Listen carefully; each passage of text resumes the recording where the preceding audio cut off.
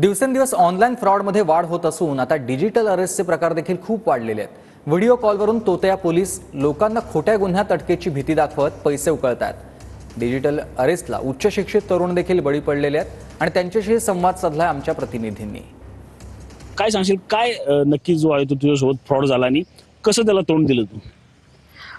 Sir मी आता सध्या I टीमध्ये आहे। सो आय टीमध्ये मी माझं जॉब स्विच केलेला आहे ऑगस्टमध्ये आणि आमच्या आय टीमध्ये जेव्हा आम्ही जॉब स्विच करतो तेव्हा बॅकग्राऊंड व्हेरिफिकेशन प्रोसेस असते आणि बॅकग्राऊंड व्हेरिफिकेशनसाठी आम्हाला सगळे आमचे IDs आणि डिटेल्स वगैरे शेअर करावे लागतात। सो जेव्हा मी हे डिटेल्स शेअर केले तेव्हा डिजिटल व्हेरिफिकेशन होईल असं सांगण्यात आलं होतं आणि डिजिटल व्हेरिफिकेशनसाठी अकाउंट स्टेटमेंट्स त्यांनी मागवले होते।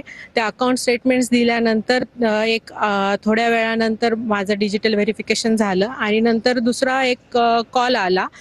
तर त्यांनी हे सांगितलं की तुमचं जे तुम्ही डिटेल्स आता सबमिट केलेले आहेत ते मिसयूज झालेले आहेत आणि ते एक फेडेक्स पार्सल सापडलेले, त्याच्यामध्ये काही ड्रग्ज वगैरे आहेत आणि हे जर तुम्हाला अवॉइड करायचं असेल तर आम्ही तुमचा कॉल सायबर क्राईमला कनेक्ट करू शकतो आणि तो तुम्ही ऑनलाईन तुमची कंप्लेंट रेज करू शकता आणि पुढचे जे काही तुमचा मिसयूज असेल किंवा इलिगल अनऑथराइज्ड यूज असेल तुमच्या IDsचा तो तुम्हाला अवॉइड करता येईल।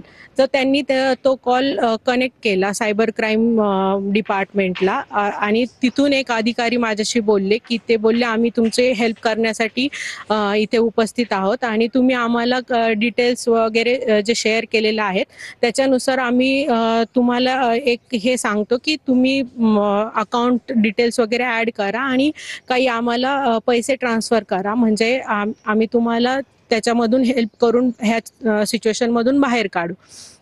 आणि त्यांनी भरपूर धमक्या वगैरे दिल्या आणि व्हॉइस कंट्रोल केला त्यांनी बेसिकली माझ्यावरती आणि असं करून टोटल 18,72,000 रुपयांची फसवणूक केली आणि त्यामध्ये 10 लाखांचं त्यांनी माझ्या नावावरती लोन पण काढलेले। सो ते लोन प्रोसेस वगैरे मला काही माहिती नाहीये आणि जसं मला कळालं की माझ्यासोबत असा फ्रॉड झालाय, मी स्वामी साहेबांशी भेटले, त्यांना सांगितलं, त्यांनी सांगितलं की 1930 या पोर्टलवरती तुम्ही कंप्लेंट रजिस्टर करा आणि ऑनलाईन कंप्लेंट रजिस्टर केल्यानंतर आता पोलीस पुढचा त्याचा शोध घेत आहेत। रणजित जाधव, TV9 मराठी, पिंपरी चिंचवड।